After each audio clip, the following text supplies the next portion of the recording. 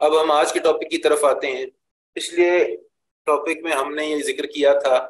کہ نیت کی اصلاح بہت ضروری ہے۔ اگر ہم اللہ کی عبادت کرنا چاہتے ہیں تو اللہ تعالیٰ نے عبادت کا دار و مدار رکھ دیا ہے سارا کا سارا کس چیز پہ؟ نیت پہ، نیت کے اوپر، یعنی ہم کس نیت سے کر رہے ہیں۔ اس حوالے سے امام ابن قیم رحمۃ اللہ علیہ نے ایک بہت خوبصورت بات کی ہے۔ انہوں نے کہا جب بھی کوئی عمل کرے گا تو اس عمل کے حوالے سے دو ابواب کھل جائیں گے، دو دیوان کھل جائیں گے، یعنی اس عمل کے حوالے سے دو چیزوں کی تفصیل لکھی جائے گی اللہ کے ہاں، فرشتے لکھیں گے۔ پہلی چیز لما فعل هذا، کہ اس بندے نے یہ کام کیوں کیا، اور اس کے اندر کس چیز کا عمل دخل ہے، کیا چیز دیکھی جائے گی؟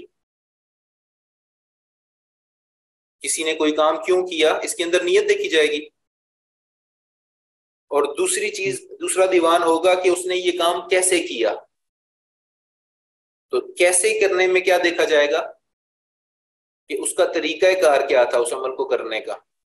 اس نے نبی اکرم صلی اللہ علیہ وسلم کے بتائے ہوئے طریقے کے مطابق کیا یا من مرضی سے کیا، اپنی مرضی سے کیا۔ تو ایمان والے کا کہ ہر عمل کی نیت بھی جانچی جائے گی اور ہر عمل کا طریقہ بھی جانچا جائے گا۔ امجد، آپ نے ہاتھ کھڑا کیا ہے، آپ کچھ پوچھنا چاہ رہے ہیں یا کچھ کہنا چاہ رہے ہیں؟ جی شیخ صاحب، ایک نیت ہوتی ہے اور ایک ارادہ ہوتا ہے، تو دونوں میں کیا فرق ہے؟ نیت اور ارادہ بنیادی طور پہ تو اس میں زیادہ فرق کوئی نہیں ہے۔ نیت بھی دل کے عمل کا نام ہے، اور ارادہ بھی انسان کا، یعنی کوئی ٹینجیبل چیز نہیں ہے، ایسی چیز نہیں ہے جس کو محسوس کیا جا سکے، یہ بھی دل کا ایک فعل ہے۔ اور دونوں لفظ عربی کے ہیں، ارادہ یریدو بھی عربی کا لفظ ہے، اور نوا ینوی نیتن یہ بھی عربی کا لفظ ہے۔ اور اس میں میرے علم میں کوئی ایسا فرق نہیں ہے جو میں آپ کو عرض کر سکوں، لیکن ارادے میں میرا خیال ہے یہ ہو جاتا ہے کہ آپ کے اس کا تعلق ان چیزوں سے ہوتا ہے جن کو آپ پلان کر رہے ہیں، اور نیت کا تعلق آپ کی انٹینشن سے ہوتا ہے کہ آپ کیوں پلان کر رہے ہیں۔ ہو سکتا ہے اس طرح کا کوئی فرق ہو، لیکن میں نے اس بارے میں پڑھا نہیں ہوا، میں چیک کر لوں گا پھر بتا سکوں گا۔ تو آج ہم جس چیز کے حوالے سے بات کریں گے انشاءاللہ وہ ہے کہ اعمال کی قبولیت کی دوسری شرط کیا ہے، جس کو ہم بھی ضمناً ذکر کر چکے ہیں کہ پہلی چیز تو ہم نے دیکھ لی کہ ایمان والے کا اعمال تب قبول ہوتا ہے جب اس کی نیت درست ہو،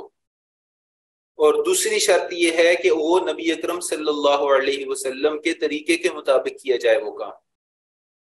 تو اس میں ہم دیکھیں گے کہ عبادت کی قبولیت کی شرائط یہاں پہ سب سے پہلے ذکر کی جا رہی ہیں، اور اس میں مصنف لکھتے ہیں کہ عبادت کی پہلی شرط کا تذکرہ گزر چکا کہ کسی بھی عبادت یا عمل کی قبولیت کے لیے اخلاص پہلی اور بنیادی شرط ہے۔ یعنی اخلاص کا کیا مطلب ہے؟ اس کا خالص ہونا اللہ کے لیے، ماں سوا کے، اللہ کے ماں سوا کے کسی اور سے کوئی اس کا عوض معاوضہ یا لوگوں کی تعریف مقصود نہ ہو، صرف اللہ کو دکھانا اور اللہ کو راضی کرنا مقصود ہے، اور اللہ نے جو اس پہ اجر رکھا ہے وہ حاصل کرنا مقصود ہے۔ اسی طرح عبادت کی دوسری بنیادی شرط کے بارے میں مصنف رحمۃ اللہ علیہ فرماتے ہیں الخصلۃ الجامعۃ لخیری الدنیا والآخرہ محبت اللہ تعالی و محبت رسولہ صلی اللہ علیہ وسلم وتحقیقها بتمحض المتابعۃ وقفو الاثر للمعصوم صلی اللہ علیہ وسلم۔ وہ جامع خصلت جس میں دنیا اور آخرت کی خیر ہے اور فائدہ ہے، اور جو اللہ اور اس کے رسول کی محبت کے حصول کا ذریعہ ہے، اور اسی کے ذریعے سے اللہ اور اس کے رسول کی محبت حاصل ہو سکتی ہے، وہ کیا ہے کہ اپنے کام کو کرتے ہوئے، کسی بھی کام کو کرتے ہوئے حضور کی اتباع کو اور آپ علیہ الصلاۃ والسلام کے نقش قدم کو اپنا مطمع نظر بنانا۔ یہاں پہ المعصوم سے مراد حضور علیہ الصلاۃ والسلام ہے، کہ آپ کی نقش قدم کو فالو کرنا اور آپ علیہ الصلاۃ والسلام کی پیروی کی تسلی کر لینا، یعنی آپ جو بھی کام کرنے لگے ہیں۔ اور نبی پاک صلی اللہ علیہ وسلم کی سنتیں دو طرح کی ہیں، کون بتائے گا؟ قولی اور فعلی۔ ہاں ویسے تو بہت ساری کلاسیفیکیشن کی جا سکتی ہے، لیکن ہمارے لیے کون سی سنت کس درجے کی ہے یا ہمارے لیے کون سی سنت کتنی اہم ہے، اس حوالے سے حضور علیہ الصلوۃ والسلام کی سنتیں دو طرح کی ہیں۔ ایک یہ ہے کہ نبی پاک صلی اللہ علیہ وسلم کی سنن عادیہ، نبی پاک صلی اللہ علیہ وسلم کی عادات والی سنتیں، اور ایک ہے نبی پاک صلی اللہ علیہ وسلم کی سنن فی العبادہ، عبادت میں حضور علیہ الصلوۃ والسلام کی سنتیں۔ تو پہلی جو ہے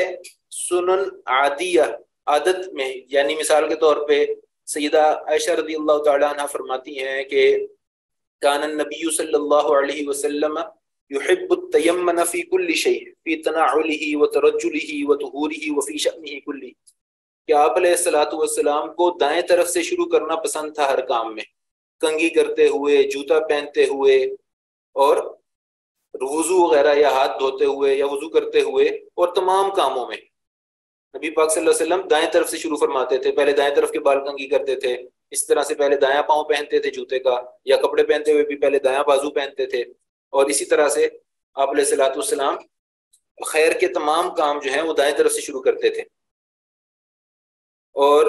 کچھ سنتیں نبی پاک صلی اللہ علیہ وسلم کی ہیں جن کا تعلق عبادت کے ساتھ ہے،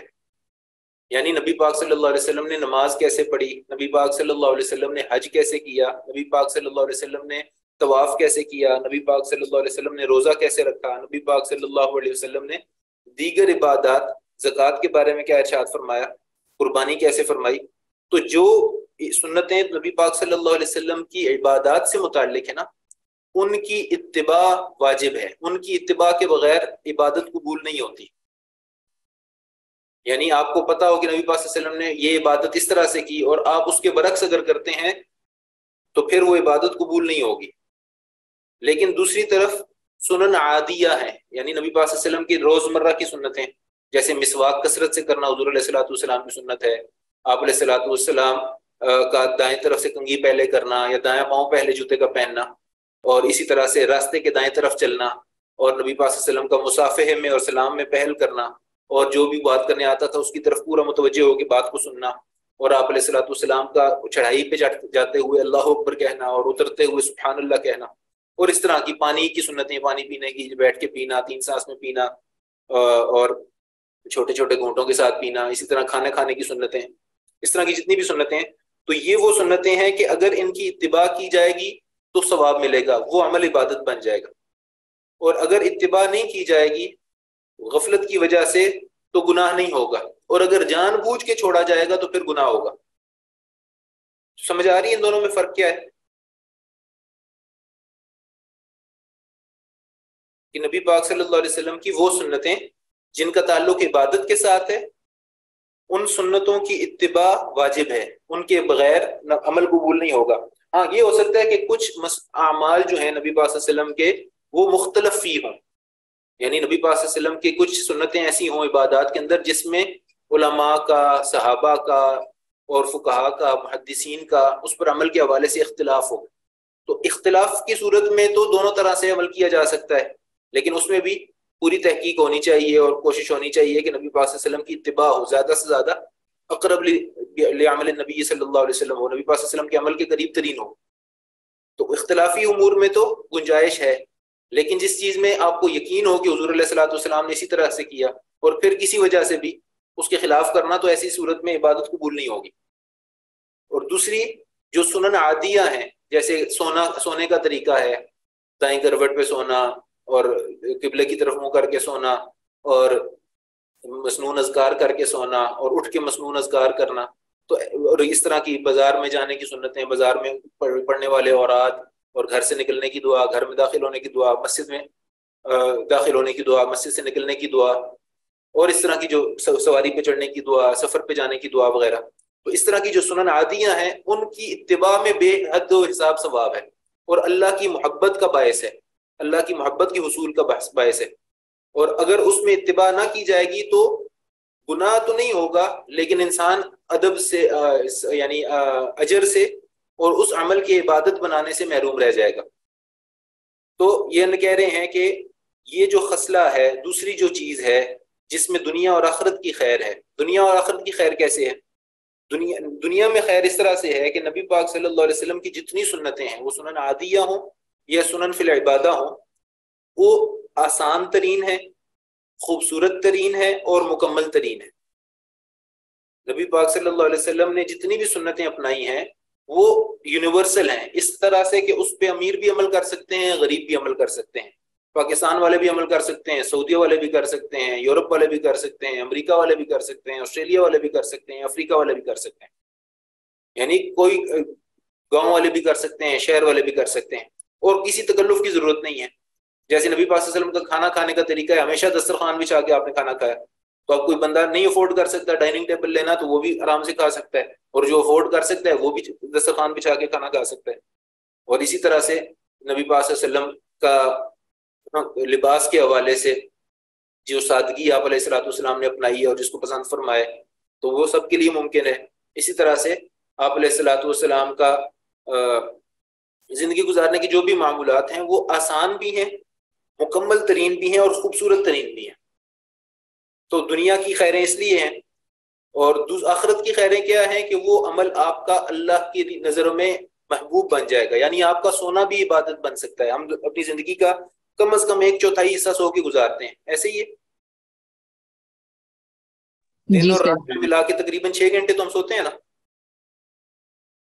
کچھ لوگ اس سے زیادہ سوتے ہیں، تو ہمارا یہ 6 گھنٹے کا سونا عبادت بن سکتا ہے اگر ہم سنت کے مطابق سوئیں۔ نبی پاک صلی اللہ علیہ وسلم کس طرح سے سونے سے پہلے کیا فرماتے تھے، بستر کیسے جھاڑتے تھے، کون سے اذکار پڑھتے تھے سونے سے پہلے، کس طرح سے اپنے اوپر دم کرتے تھے، کس کروٹ پہ سوتے تھے، تو یہ ساری تعلیمات اگر ہم اپنا لیں گے تو نبی پاک صلی اللہ علیہ وسلم کی یہ ساری سنتیں جو ہیں یہ ہمارے نیند کو عبادت بنا دیں گی۔ اسی طرح آپ علیہ الصلوۃ والسلام کھانا کس طرح کھاتے تھے، ہمارا کھانا کھانا عبادت بن جائے گا، ہمارا اپنے گھر والوں کے ساتھ وقت گزارنا عبادت بن جائے گا۔ بیت الخلاء جانے سے پہلے جو دعا پڑھتے تھے اگر ہم وہ پڑھ لیں اور بیت الخلاء میں ساتھ فون نہ لے کے جائیں اور وہاں پہ خاموش رہیں اور جلدی سے واپس آ جائیں اور واپس نکل کے غفرانہ کا کہیں تو ہمارا یہ بیت الخلاء جانے کا اور باہر نکل کرنے کا عمل بھی عبادت بن جائے گا۔ صحابہ اتنے زیادہ متعود تھے اللہ کا ذکر کرنے پہ، اتنا زیادہ اللہ کا ذکر کرتے تھے کہ ابو بکر رضی اللہ تعالیٰ عنہ کے بارے میں آتا ہے کہ وہ بیت الخلاء جانے سے پہلے اپنے منہ میں چھوٹی کنکریاں ڈال لیتے تھے تاکہ ان کی زبان بھولے سے بھی اللہ کا ذکر نہ کرے، کہ باتھ روم میں بیت الخلاء میں اس چیز کی گنجائش نہیں ہے۔ تو یہ اتنا جو اللہ تعالیٰ کی یاد اور اتنا اس بات کی فکر کہ وہاں پہ اللہ کا نام نہ زبان پہ آ جائے، تو یہ جانا آنا بھی، یہ ضرورت پوری کرنا بھی عبادت بن جائے گا۔ اسی طرح بے شمار زندگی ساری کی ساری، کام پہ جا رہے ہیں تو حلال کما رہے ہیں تو وہ عبادت ہے، بازار پہ چل رہے ہیں اپنی نظروں کی حفاظت کر رہے ہیں، ذکر کرتے ہوئے جا رہے ہیں۔ دیکھیے میں گھر بیٹھ کے کلمہ پڑھتا ہوں، لا الہ الا اللہ وحدہ لا شریک لہ لہ الملک ولہ الحمد یحیی ویمیت وہو حی لا یموت بیدہ الخیر وہو علی کل شیء قدیر، تو مجھے اس پہ نیکیاں ملیں گی۔ لیکن یہی کلمہ اگر میں بازار کے اندر جہاں پہ غفلت کا سما ہے اور جہاں پہ اللہ کی یاد کم ہے اور مال و دولت کی طرف لوگوں کی توجہ ہے، وہاں پہ جا کے اگر میں اللہ کو یاد رکھوں گا اور یہ کلمہ ایک دفعہ پڑھوں گا تو صحیح حدیث کے مطابق، علامہ البانی رحمۃ اللہ علیہ نے اس حدیث کو صحیح قرار دیا ہے، 10 لاکھ نیکیاں ملیں گی اور ساتھ جنت میں ایک محل بنے گا۔ تو آپ کا بازار جانا عبادت بن جائے گا۔ اسی طرح سے بازار سودا سلف لینے کے آداب ہیں، سودا سلف بیچنے کے آداب ہیں۔ اللہ تعالیٰ نے کہا ہے کوئی چیز لین دین کرو یا قرض لو تو اس کو لکھ لیا کرو، تو اس اللہ کے حکم پہ، قرآن پاک کی آیت پہ اگر عمل ہوگا تو کاروبار، لین دین، خرید و فروخت، قرض کا لینا، قرض کا دینا سب عبادت بن جائے گا۔ تو ہماری پوری کی پوری زندگی عبادت بن سکتی ہے اگر ہم نبی اکرم صلی اللہ علیہ وسلم کی تمام سنتوں کو سیکھ کے اپنا لیں۔ تو دوسری جو چیز ہے جس کی وجہ سے اللہ ہمارے اعمال قبول کرے گا وہ ہے نبی پاک صلی اللہ علیہ وسلم کی اتباع کرنا۔ اور اس کے حوالے سے قرآن پاک میں اتنی آیات ہیں، سبحان اللہ۔ ایک جگہ اللہ تعالیٰ ارشاد فرماتے ہیں من یطع الرسول فقد اطاع اللہ، جس نے رسول پاک صلی اللہ علیہ وسلم کی اتباع کی، آپ کی اطاعت کی، یقیناً اس نے اللہ کی اطاعت کر لی۔ دیکھیے جو سیرت ہے نا، سیرت النبی صلی اللہ علیہ وسلم یا احادیث النبی صلی اللہ علیہ وسلم، یہ سنتیں نبی پاک صلی اللہ علیہ وسلم کی، یہ قرآن کی اور حدیث کی پریکٹیکل صورت ہے۔ نبی پاک صلی اللہ علیہ وسلم کی جو زندگی ہے اور نبی پاک صلی اللہ علیہ وسلم کی جو ایکسپلینیشن ہے احادیث کی صورت میں، یہ قرآن اور شریعت کا عملی جامع ہے، عملی نمونہ ہے۔ اللہ تعالیٰ اس سے زیادہ بھی پسند نہیں فرماتے۔ جس طرح اللہ تعالیٰ نبی پاک صلی اللہ علیہ وسلم کی اتباع کو حکم دیتے ہیں نا، اسی طرح اگر کوئی یہ سمجھے کہ ہم اتباع سے بڑھ کے کچھ کریں، یعنی نبی پاک صلی اللہ علیہ وسلم نے تو سکھایا کہ فجر کی 2 رکعت فرض پڑھو، اور کوئی یہ سوچے کہ جی میں تو چونکہ اللہ کو راضی کرنا چاہتا ہوں اور آج میں بڑا خوش ہوں اور آج میں پاس ہو گیا ہوں تو آج میں 4 رکعت فرض پڑھتا ہوں فجر کے، تو کیا خیال ہے اس کی نماز ہو جائے گی؟ نہیں ہوگی نا۔ تو اسی طرح سے جس طرح سے ہم نبی پاک صلی اللہ علیہ وسلم کی بتائی ہوئی تعلیمات سے کمی اس میں نہیں لا سکتے، اسی طرح اس پہ زیادتی بھی نہیں کر سکتے۔ تو یہ بھی انشاءاللہ ابھی ہم پڑھتے ہیں، تو یہاں پڑھ لیتے ہیں کہ انہوں نے مزید کیا لکھا ہے اس حوالے سے۔ تو یعنی آسان الفاظ میں دوسری شرط اللہ اور اس کے رسول کی محبت ہے جس کو اتباع رسول سے یقینی بنایا جاتا ہے۔ تو دوسری شرط دراصل تو اتباع ہے جو متضمن ہے، جو مستلزم ہے اللہ کی محبت حاصل کرنے کے، کیونکہ اللہ تعالیٰ نے یہ کرائیٹیریا خود قرآن پاک میں سیٹ کر دیا کہ قل ان کنتم تحبون اللہ، اور یہ تمام انسانیت کے لیے اللہ کا پیغام ہے، تمام انسانوں کے لیے، تمام جنوں کے لیے، کہ اگر تمہیں اللہ سے محبت کا دعویٰ ہے۔ ابھی اچھا کچھ لوگ ایسے ہیں جو اللہ کو تو مانتے ہیں، یعنی کائنات کے بنانے والے کو تو مانتے ہیں لیکن وہ کسی اور نام سے مانتے ہیں، جیسے ہندو بھی مانتے ہیں کہ بھگوان نے دنیا کو بنایا ہے، اور عیسائی بھی مانتے ہیں اللہ کو لیکن وہ نام گاڈ استعمال کرتے ہیں یا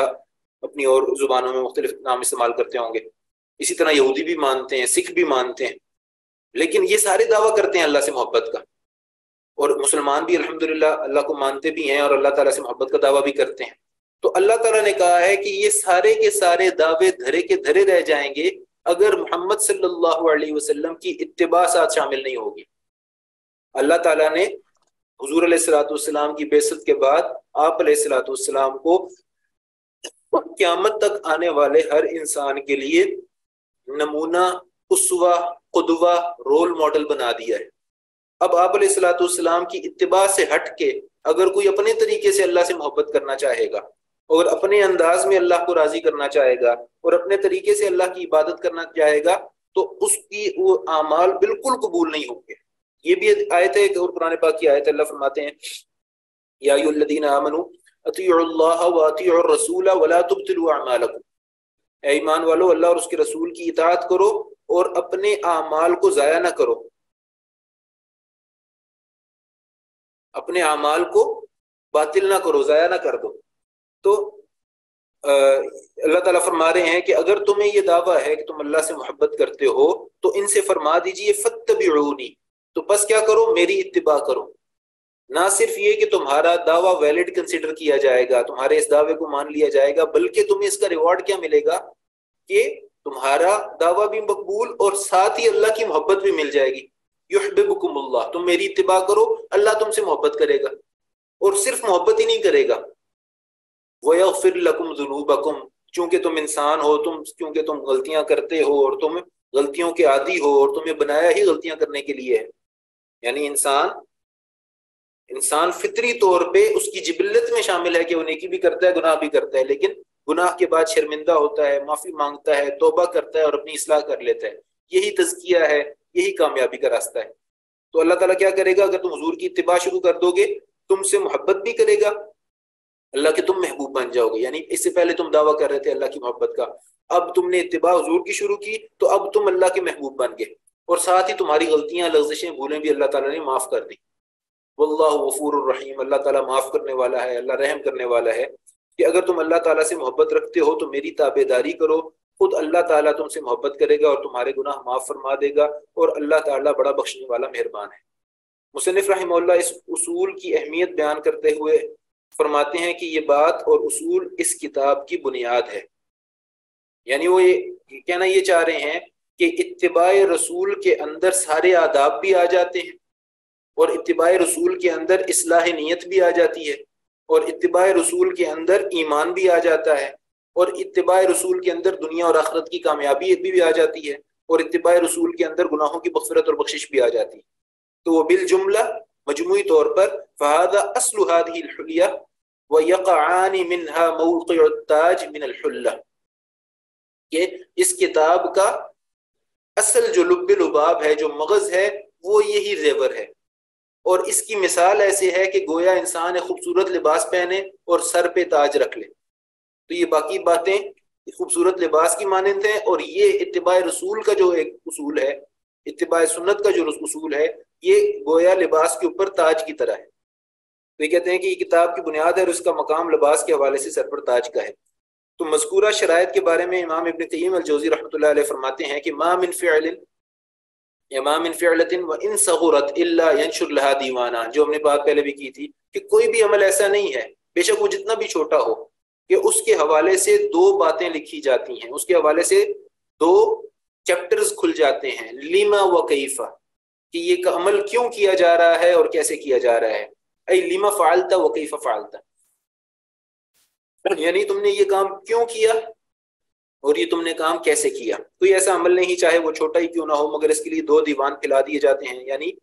ایک میں اس بات کا اندراج ہوتا ہے کہ کس لیے کیا اور دوسرے میں کیسے کیا،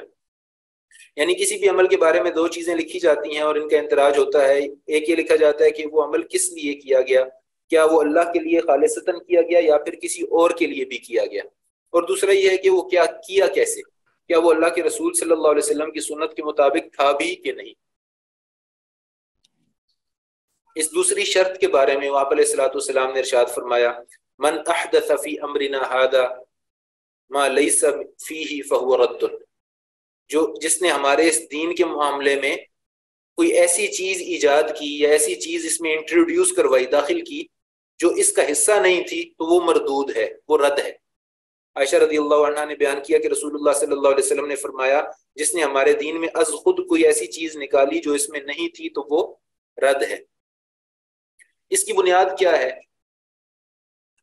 اچھا اس میں نا اس تفصیل میں جانے سے پہلے ایک کسی بچے نے کوئی میسج کیا ہوا، میں چاہ رہا ہوں کہ اگر ان کا کوئی سوال ہے تو وہ بھی ایڈریس کر لیں۔ اچھا اسٹوڈنٹس اپنا کیمرہ آف رکھیں، یہ اچھی بات، یہ عبداللہ بھائی نے کی، سعد بھائی۔ اچھا جی اپنا کیمرہ ویسے آف رکھنا چاہیے۔ اچھا جی، دین اسلام مکمل، پہلی بات یہ بات یاد رکھیے کہ بدعت کے نا ایک اصول کو سمجھ لیجئے۔ بعض طور پہ آپ جب کسی کو کہتے ہیں، عام طور پہ وہ لوگ جو اس چیز کے بارے میں زیادہ محتاط نہیں ہوتے کہ وہ جو کچھ کر رہے ہیں وہ بدعت ہے کہ نہیں، جب آپ ان کو اعتراض کرتے ہیں کہ جی یہ عمل نبی پاک صلی اللہ علیہ وسلم سے ثابت نہیں ہے تو یہ نہ کیجئے، تو آگے سے وہ الٹے اعتراضات کرتے ہیں کہ جی جس طرح مثال کے طور پہ آپ نے مدرسہ بنایا ہوا یہ بھی ثابت نہیں ہے، یہ درس نظامی بھی ثابت نہیں ہے، یہ جناب اس طرح سے بیٹھ کے تعلیم حاصل کرنا بھی ثابت نہیں ہے، گاڑی پہ بیٹھنا بھی ثابت نہیں ہے، پین سے لکھنا بھی ثابت نہیں ہے، وغیرہ وغیرہ۔ تو اس میں تھوڑا سا سمجھ لیجئے بدعت کا مفہوم کیا ہے، کہ دین کا کوئی عمل جس کو کرنے کا حضور علیہ الصلوۃ والسلام نے حکم دیا ہو،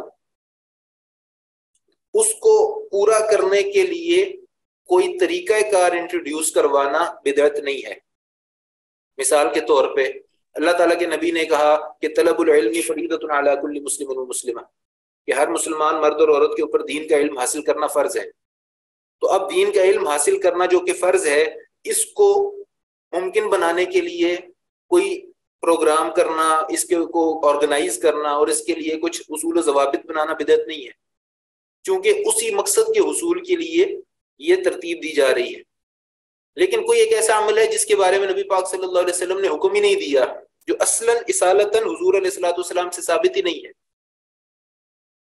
صرف طریقہ کار کی بات نہیں ہو رہی، اصولاً یہ وہ بات اللہ کے رسول صلی اللہ علیہ وسلم نے کرنے کا حکم ہی نہیں دیا، وہ کیا جائے کام اگر، تو وہ بدعت ہے۔ مثال کے طور پہ نبی اکرم صلی اللہ علیہ وسلم نے مثال کے طور پہ اپنی سالگرہ کے دن کو منانے کا حکم نہیں دیا۔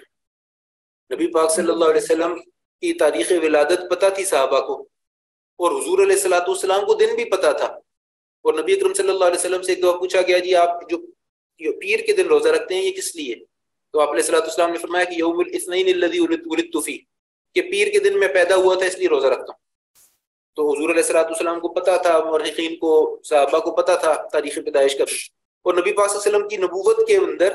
نبی پاک صلی اللہ علیہ وسلم کے نبی بننے کے بعد 23 دفعہ وہ آئی، لیکن ایک دفعہ بھی نبی پاک صلی اللہ علیہ وسلم نے ربیع الاول کی کسی تاریخ کو اس کو اس طرح سے سیلیبریٹ کرنے کا حکم نہیں دیا، نہ حکم دیا، نہ کسی اور نے کیا، نہ پھر صحابہ نے کیا، نہ ابو بکر نے کیا، نہ ان کے دور میں ہوا، نہ حضرت عمر نے خود کیا، نہ ان کے دور میں ہوا، نہ حضرت عثمان نے کیا، نہ حضرت علی نے کیا۔ تو جو چیز نہ نبی پاک صلی اللہ علیہ وسلم نے خود کی، نہ اس کا حکم دیا، نہ صحابہ نے کیا، اس چیز کو اپنا لینا یہ ایسا عمل ہے جو اللہ کے رسول نے، اور پھر اللہ معاف کرے اس کو وہ درجہ دینا جو نبی پاک صلی اللہ علیہ وسلم نے عیدین کو دیا ہے، یعنی حضور علیہ الصلوۃ والسلام نے ہر سال عید الفطر کا بھی اہتمام کیا اور عید الاضحیٰ کا بھی اہتمام کیا۔ جی کچھ پوچھنا چاہ رہے ہیں؟ اپنے کائنڈلی مائک بند کر لیں، اگر کسی نے کچھ سوال نہیں کرنا تو آپ مائک بند کر لیں۔ تو وہ چیز جس کو نبی پاک صلی اللہ علیہ وسلم نے نہ متعارف کرایا نہ کرنے کا حکم دیا، اس کو اپنے طور پہ متعارف کرانا بدعت ہے، اور وہ کام جس کو کرنے کا حکم دیا اس کو کرنے کے لیے، اس کو وجود میں لانے کے لیے کوئی طریقہ کار وضع کرنا بدعت نہیں ہے۔ یہ جس طرح یعنی پڑھنے پڑھانے کا سلسلہ ہو یا دعوت و تبلیغ کا سلسلہ ہو یا اسی طرح سے عبادات کا سلسلہ ہو، ان کو انجام دینے کے لیے عبادت کے اندر نیا طریقہ رائج کرنا، نئی چیز انٹروڈیوس کرانا، یہ حرام ہے۔ لیکن جن عبادات کا حضور علیہ الصلوۃ والسلام نے حکم دیا اور جن چیزوں کو کرنے کے لیے انکریج کیا، ان کو یقینی بنانے کے لیے اہتمام کرنا، انتظام کرنا، جیسے مثال کے طور پہ مسجد نبوی شریف میں بھی اب جب اعتکاف ہوتا ہے تو ایک اپلیکیشن کے تھرو رجسٹر کروایا جاتا ہے اپنے آپ کو، اور اس کے ذریعے سے لوگ اپنے آپ کو رجسٹر کرتے ہیں، پھر ان کو جگہیں الاٹ ہوتی ہیں۔ اب یہ سارا طریقہ کار حضور کے دور میں نہیں تھا، لیکن چونکہ اعتکاف بذاتی ہی مسنون عمل ہے تو اس کو کرنے کے لیے اس طریقہ کار کو فالو کرنے میں کوئی حرج نہیں ہے۔ اسی طرح حفظ کی کلاسیں اس دور میں ایسے نہیں ہوتی تھی جیسے آج ہوتی ہیں، دین کا علم اس طرح سے نہیں حاصل کیا جاتا جیسے آج کیا جاتا ہے۔ اس کے بعد روایات مواخات کی مزید تجزیہ و تنقید پہ معلوم ہوتا ہے کہ امام ابن حبان کی طرح امام حاکم، امام ابن عبد البر، حافظ مقدسی، امام طبرانی، علامہ دیار بکری، علامہ حلبی، علامہ زرقانی کی نقل کردہ بعض روایات و احادیث میں بھی اختلاط کا عنصر پایا جاتا ہے، اور اس کا اصل سرا دراصل امام میں سیرت ابن اسحاق رحمۃ اللہ علیہ کے یہاں ہے، جو مدنی دور کے ضمن میں المواخات بین المہاجرین والانصار کا عنوان قائم کرتے ہیں، مگر اس میں پہلے رسول اکرم صلی اللہ علیہ وسلم اور حضرت علی کی مواخات کا ذکر کرتے ہیں، پھر بالترتیب حضرت حمزہ و زید بن حارثہ اور حضرت جعفر بن ابی طالب اور معاذ بن جبل کا ذکر کرتے ہیں، جس پر ابن ہشام کا یہ تبصرہ بھی ہے کہ حضرت جعفر اس وقت ارض حبشہ میں تھے۔ ابن اسحاق کے باقی روایت مواخات میں واقعتاً مہاجرین و انصار کے نام آئے ہیں۔ ایک دوسرے امام سیرت و طبقات ابن سعد محمد بن بصری المتوفی 230 ہجری نے یہ کہہ کر ایک مزید الجھن پیدا کر دی ہے کہ جب رسول اللہ صلی اللہ علیہ وسلم مدینہ تشریف لائے تو آپ صلی اللہ علیہ وسلم نے بعض مہاجرین سے مواخات کی اور پھر مہاجرین و انصار میں مواخات کی، اگرچہ انہوں نے صحابہ کرام میں سے کسی کا نام نہیں لیا۔ یہ پراگندہ بیانی بلازری امام ابن احمد بن یحییٰ کے یہاں ملتی ہے۔ انہوں نے قالو کہہ کر راویوں کی روایت یوں نقل کی ہے کہ رسول اللہ صلی اللہ علیہ وسلم نے حق و مواسات کی بنیاد پر مواخات استوار کی۔ حمزہ و زید بن حارثہ رضی اللہ تعالیٰ عنہ میں، ابو بکر و عمر میں دوسرے پیراگراف میں ان کا ایک بیان ہے کہ رسول اکرم صلی اللہ علیہ وسلم نے مہاجرین کے درمیان اس شرط پر مواخات قائم کی کہ وہ ذوی الارحام کی بجائے آپس میں وارث ہوں گے۔ بعد غزوہ بدر یہ توارث ختم ہوا۔ بلازری نے مکی مواخات، اچھا یہ سیرت کی کتاب میں ملتی ہے بات، اسی صحیح حدیث میں اور حدیث کی کتب میں یہ بات نہیں ملتی کہ نبی صلی اللہ علیہ وسلم نے وراثت اس طرح سے ان کے ذمہ کی ہو،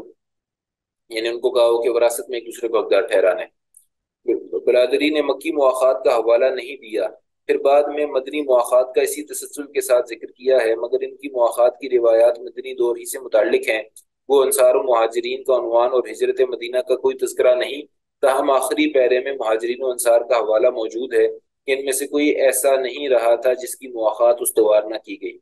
ابن سعد نے طبقات صحابہ کرام میں متعدد مہاجرین کے باہمی مواخات کا ذکر جلد سوم وغیرہ میں کیا ہے۔ حضرت حمزہ بن عبد المطلب و زید بن حارثہ کلبی رضی اللہ عنہما کی مواخات کا ذکر کیا ہے، مگر اس میں مکان کا حوالہ نہیں ہے۔ البتہ حضرت علی کے ذکر خیر میں رسول اکرم صلی اللہ علیہ وسلم سے ان کی مواخات کا ذکر بھی ہے، اور جلد اول کے بیان کی تکرار بھی کہ مہاجرین کے درمیان مواخات قائم کی اور انصار و مہاجرین کے درمیان بھی مواخات استوار کی۔ حضرت زید بن حارثہ کی مہاجری مواخات کا ذکر ہے، پھر مدنی مواخات کا جو حضرت اسید بن حفیر سے کی گئی تھی اس کا بھی ذکر ہے۔ یہ دوہری مواخات کا بیان ہے جو بعض دوسرے صحابہ کرام کے تذکروں میں بھی ہے، لیکن متعدد صحابہ کرام کے ضمن میں صرف مدنی مواخات یا انصار و مہاجرین کی مواخات کا واضح بیان ہے، جیسے حضرت ابو مرثد غنوی و عبادہ بن صامت، مرثد بن ابی مرثد غنوی صحابی، و اوس بن صامت، حضرت طفیل بن حارث و حسین بن الحارث کے دو انصاریوں سے مواخات، حضرت ابو حذیفہ اموی اور عباد بن بشر انصاری کی صرف مدنی مواخات کا ذکر ہے، جبکہ ان کے مولا حضرت سالم کی مکی اور مدنی مواخات دونوں کا ذکر ملتا ہے، جو بہت عجیب بات ہے۔ مہاجرین اور انصار کے درمیان مواخات کا تذکرہ ابن سعد کے سوانحی تفصیلات کا ایک لازمی جزیہ ہے، جو آخر تک تقریباً تمام صحابہ اکرام کے ضمن میں ملتا ہے، لیکن اس سے ہم کو سر دست بحث نہیں۔ اچھا، یہ چیزیں نا ابھی آپ کو ایسا لگ رہا ہوگا کہ شاید یہ کوئی اضافی معلومات ہے یا پھر یہ بہت اہم معلومات نہیں ہے، لیکن انشاءاللہ اللہ کے حکم سے جب آپ تھوڑا سا اسماء الرجال کے علم کو پڑھیں گے اور تھوڑا سا آپ اصول حدیث کے علم کو پڑھیں گے، اور جب آپ روایات کی جانچ پڑتال میں آئیں گے، اور اب جب آپ تاریخ کی روایات یا حدیث کی روایات کی تصحیح و تضعیف کے علم کو پڑھیں گے، تو آپ کو اندازہ ہوگا کہ اس طرح کی یہ ساری باتیں جو ہیں یہ بنیاد بنتی ہیں بہت سارے اصول حدیث کے نقطوں کو سمجھنے کی، اور یہ وہ محنتیں ہیں، یہ وہ کاوشیں ہیں جو علماء نے کی۔ اب دیکھیں یہ ساری باتیں عوام کو سمجھ نہیں آئیں گی، یعنی میں یہ جمعے کے خطبے میں یہ باتیں نہیں پڑھ سکتا۔ ایک تو یہ چونکہ یہ موضوع جو ہے یہ عام طور پہ ہم جب سیرت پڑھتے ہیں تو ہمیں اس کا اندازہ نہیں ہوتا، یہ چیزیں رہ جاتی ہیں، اور دوسرا اس کے اندر بہت ساری ایسی چیزیں ہیں جن کی اہمیت کو سمجھنا ضروری ہے کہ نبی پاک صلی اللہ علیہ وسلم نے آخر یہ مواخات کیوں فرمائی مکہ میں بھی اور مدینہ منورہ میں بھی۔ ایک تو یہ کہ اسلامی معاشرے کی یہ سنت ہے کہ اللہ تعالیٰ کے نبی لوگوں کو دین کے اوپر قائم رکھنے کے لیے ایک طریقہ بتا دیا کہ اگر آپ اس طرح سے اپنا ایک بھائی بنا لیں گے، اپنا ایک دوست بنا لیں گے، یا تعلیم کے میدان میں اپنا ایک ساتھی بنا لیں گے جس کے ساتھ آپ چیزوں کو شیئر کرتے ہیں، مل کے چیزوں کو پڑھتے ہیں، یا جس کی وجہ سے آپ موٹیویٹڈ رہتے ہیں، جس کے ساتھ مل کے آپ اپنی چیزوں کا مذاکرہ کرتے ہیں، اور آپ دونوں ایک دوسرے سے پوچھتے رہتے ہیں آپ کی نمازوں کے بارے میں، اذکار کے بارے میں، اعمال کے بارے میں، تو ایک طرح کا انسان پابند ہو جاتا ہے، کیونکہ نبی پاک صلی اللہ علیہ وسلم اس دور کے اندر ہر ایک سے روزانہ روز کا حوال نہیں لے سکتے تھے، نمازوں کا کیا حال ہے، تہجد کا کیا حال ہے، ذکر اذکار کا کیا حال ہے، کیا دین سیکھ رہے ہو۔ تو اس طرح سے یہ جوڑیاں بنانے کا فائدہ یہ ہوتا ہے کہ انسان ایک دوسرے کے ساتھ مذاکرہ کرتا ہے، جو چیزیں پڑھی ہوتی ہیں ان کو ڈسکس کرتا ہے، اپنے جو دینی معاملات ہیں، نماز کے احوال ہیں، ذکر کے احوال ہیں، اللہ سے تعلق کے احوال ہیں، ان کو ڈسکس کرتا ہے، اور ایک کنٹینیوس موٹیویشن رہتی ہے، اور ایک طرح کا مراقبہ بھی رہتا ہے، ایک طرح کی آپ یہ کہہ لیں کہ سرویلنس بھی رہتی ہے کہ ایک دوسرے کی نگرانی بھی انسان اس طرح سے کر سکتا ہے، یعنی اس کو موٹیویشن یہ مل جاتی ہے کہ مجھے بتانا پڑے گا، ڈسکس کرنا پڑے گا چیزوں کو، تو پھر ایک طرح سے انسان موٹیویٹڈ رہتا ہے کہ میں اگر وہ نیکیاں کر رہا ہے تو میں کیوں پیچھے ہٹوں۔ اور اسی لیے اللہ تعالیٰ نے فرمایا کہ وَفِي ذَلِكَ فَلْيَتَنَافَسِ الْمُتَنَافِسُونَ، کہ جنت کی اور نعمتوں کا ذکر کر کے اللہ فرماتے ہیں کہ تنافس کرنے والوں کو چاہیے کہ اس چیز میں تنافس کریں۔ اب تنافس اکیلا بندہ نہیں کر سکتا، تنافس جو ہے باب افتعال سے ہے کہ دو بندے مقابلے میں ایک دوسرے سے نیکیوں میں آگے بڑھیں۔ آپ یہ دیکھ لیں کہ حضرت عمر رضی اللہ تعالیٰ عنہ جو چھٹے سال میں، چھٹی نبوی میں مسلمان ہوئے تھے، جب ان کی مواخات حضور علیہ الصلوۃ والسلام نے حضرت ابوبکر سے کی تو کتنی ترقی ہوئی حضرت عمر رضی اللہ تعالیٰ عنہ کی، کہ یہ دونوں ایک پائے کے آگے، اور نبی پاک حضرت ابوبکر کے بعد حضرت عمر آگے صحابہ کی جو فضیلت کی فہرست میں۔ تو اس طرح سے اللہ تعالیٰ کے نبی پاک صلی اللہ علیہ وسلم کی یہ حکمت ہے، اور آپ کو بتائی ہوئی جو طریقہ کار ہیں اس کے اندر خیر ہی خیر ہے، تو اس میں کوئی حرج نہیں ہے کہ انسان اپنا کوئی اس طرح کا اپنے ساتھیوں میں سے کسی ایک کو، اور اس میں obviously ہم یہ سمجھتے ہیں اور سمجھدار ہیں اس حد تک کہ ہمیں پتہ ہے کہ لڑکے جو ہیں وہ آپس میں لڑکوں میں سے کوئی دوست کوئی اور ساتھی اپنا چنیں گے، اور خواتین اپنی آپس میں چنیں گی، تاکہ ہمارا جو ورنہ عام طور پہ آپ دیکھتے ہیں کہ یونیورسٹیز کے اندر اس چیز کا اہتمام نہیں ہوتا، وہ گروپس کوئی بھی بنا دیتے ہیں، رینڈم گروپس بنا دیتے ہیں جس میں لڑکے بھی ہوتے ہیں لڑکیاں بھی ہوتے ہیں، لیکن اللہ تعالیٰ نے مرد اور خواتین کے اختلاط سے روکا ہے کیونکہ اس کے اندر بہت سارے فتنوں کا اندیشہ ہے۔ بہرحال آگے چلتے ہیں کہ اچھا، مگر یہ بہت نادر اور دلچسپ بات یہ ہے کہ ایک مولا کی مکی مواخات کا ذکر بھی ہو اور مدنی مواخات کا بھی، مگر ان کے سرپرست واقعہ کی مکی مواخات کا حوالہ تک نہ آئے۔ مولا سے مراد ہوتی ہے جو غلام ہوتے ہیں کسی کے، یہاں یہ محسوس ہوتا ہے کہ روایات میں کہیں خلا رہ گیا۔ ابھی تک ہم نے جن کتب سیرت و تذکرہ کا مطالعہ کیا ہے اور جو اہل علم کو دستیاب ہیں، ان میں سے کسی میں حضرت ابو حذیفہ رضی اللہ تعالیٰ عنہ کی مواخات کا ذکر نہیں مل سکا، نہ مکی دور میں اور نہ مدنی دور میں۔ آپ یہ دیکھ رہے ہیں کہ ان کی کتنی باریک تحقیق ہے سیرت کے حوالے سے، کہ ایک صحابی کے حوالے سے وہ کہہ رہے ہیں کہ ان کا ذکر نہیں ملتا، مگر ان کے مولا حضرت سالم رضی اللہ تعالیٰ عنہ کی دونوں مواخات کا ذکر ملتا ہے، یعنی ایک مہاجر سے بھی مواخات کا اور ایک انصاری صحابی سے بھی۔ یہ مسئلہ تحقیق طلب ہے۔ اب سوال یہ پیدا ہوتا ہے کہ عہد جدید کے بیشتر اور بعض کے بار سیرت نگاروں نے مکی مواخات کا اپنی تالیف میں ذکر کیوں نہیں کیا؟ اس کا جواب یہ ہے کہ بعض کو سرے سے اس کا علم ہی نہیں ہو سکا، اور جن کو علم ہوا وہ روایت پرستی کے سبب اس کو مکی دور میں اس کے صحیح موقع محل میں پیش کرنے سے قاصر رہے۔ مواخات کا مقصود عامل، یعنی مواخات کیوں کی گئی؟ مواخات کے مطالعے میں اہم مسئلہ اس کے سبب و عامل کا ہے کہ مکی مواخات کیوں کی گئی۔ اس کا ایک مختصر اور تاریخی حوالے سے جواب تو یہ دیا جا سکتا ہے کہ جو وجہ مدنی مواخات کا باعث بنی تھی وہی مکی مواخات کے لیے بھی تھی۔ مکی مسلمانوں کے لیے روایت کے لیے بالعموم مہاجرین کی اصطلاح استعمال کی گئی ہے، جو غلط فہمی پیدا کرتی ہے، مگر راویوں کے سامنے چونکہ مدنی مواخات کا پیش منظر تھا کہ وہ مہاجرین و انصار کے دو عرب طبقات کے درمیان استوار کی گئی تھی، لہٰذا غیر شعوری طور پر انہوں نے مہاجرین کی اصطلاح استعمال کر لی کہ وہ ہجرت سے قبل صرف انہی کے درمیان قائم کی گئی تھی، حالانکہ اس کے لیے صحیح لفظ اہل مکہ یا مکی مسلمانوں کا تھا۔ یہ حقیقت سب کو معلوم ہے کہ مکی مسلمانوں کا تعلق مختلف قبیلوں اور خاندانوں سے تھا، ان میں قریشی اور غیر قریشی دونوں شامل تھے، خاص مکہ مکرمہ کے باشندے بھی تھے اور بعض دوسرے علاقوں کے باشندے بھی۔ پھر ان کی خاندانی تعلقات بھی غیر مستحکم بن گئے تھے کہ یعنی مسلمان ہونے کے بعد اپنے خاندانوں سے تعلق ٹوٹ گیا تھا، خاندانی تعلقات بھی غیر مستحکم بن گئے تھے۔ کدھر گیا کہ کسی کا بھائی مسلمان تھا تو بہن غیر مسلم تھی، بیوی مسلم تھی تو شوہر غیر مسلم تھا، باپ صاحب ایمان تھا تو ماں کافر تھی، یا اس کے برعکس مسلمانوں کے بعض پورے خاندان بھی مسلم ہو گئے تھے لیکن ان کی تعداد بہت کم تھی، زیادہ تر منقسم خاندانوں کے افراد تھے یا اپنے خاندانوں سے اسلام کی وجہ سے منقطع اور اجنبی بن گئے تھے۔ مسلمانوں کا مسئلہ یہ تھا کہ وہ اپنے خاندانوں سے کٹ گئے تھے۔ آپ کو پتہ ہے کہ یہ سنت اب نہ ہونے کی وجہ سے ہمارے معاشرے میں خاص طور پہ غیر مسلم مسلمان نہیں ہوتے، کیونکہ ان کو پتہ ہے کہ اگر وہ مسلمان ہو بھی گئے تو ان کا کوئی والی وارث نہیں ہوگا، اپنے خاندان والے چھوڑ دیں گے اور مسلمان ان کو اپنائیں گے نہیں۔ تو ایک یہ اس سنت کی آپ یہ کہہ لیں کہ اس سنت کی عدم موجودگی کا نقصان یہ بھی ہوا۔ اچھا، دوسرے شیخ نے اب اپنی وہ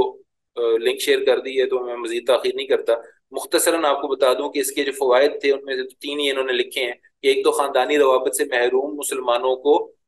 کچھ لوگ مل جائیں جن کے ساتھ وہ بیٹھ کے اپنے دکھ درد کر سکیں اور جن کے ساتھ وہ اپنے ضروریات کو یا جو معاشرتی ضروریات ہیں ان کو شیئر کر سکیں۔ دوسرا، امت اسلامی یعنی امت کے درمیان ربط قائم کرنے کے لیے اور مسلمانوں کو ایک دوسرے سے قریب کرنے کے لیے اور ایک دوسرے کے لیے دل میں جگہ پیدا کرنے کے لیے اللہ تعالیٰ کے نبی نے یہ کام کیا۔ اور اسلام صرف ایک دین نہیں تھا، مذہب نہیں تھا، بلکہ ایک دین تھا جو پوری زندگی کے تمام پہلوؤں پر حاوی تھا، جس میں انسان کی معاش بھی ہے، جس میں انسان کے اخلاقیات بھی ہیں، جس میں انسان کے عقائد بھی ہیں، جس میں اس کا طرز زندگی بھی ہے، اس کا معاشرتی کردار بھی ہے، اس کے سماجی پہلو بھی ہیں۔ تو ان ساری چیزوں کو صحیح طور پہ اپنانے کے لیے ضروری تھا کہ لوگوں کا آپس میں تعلق بہت زیادہ دلی ہو۔ اور مختصراً یہ کہ یہ ایک ایسا موضوع تھا جس کے اوپر عام طور پہ سیرت کے اندر توجہ نہیں دی جاتی، تو ہم نے اس کو اپنا موضوع بنایا اور اس کے اندر بہت سارے فوائد ہیں کہ نبی پاک صلی اللہ علیہ وسلم نے مکہ سے ہی مسلمانوں کی ذہنی، فکری اور معاشی اور ہر طرح کی نشو و نما کا اہتمام کیا تھا، اور مسلمان معاشرے کو ایسا ہی ہونا چاہیے کہ ہمارے درمیان میں ایسا تعلق ہو، ایسا ربط ہو کہ ہم ایک دوسرے کی ضروریات، ایک دوسرے کی خواہشات، ایک دوسرے کی جتنی بھی جو چیزیں ہیں ان کا اہتمام بھی کر سکیں، ان کا خیال بھی کر سکیں اور ایک دوسرے کے کام بھی آ سکیں۔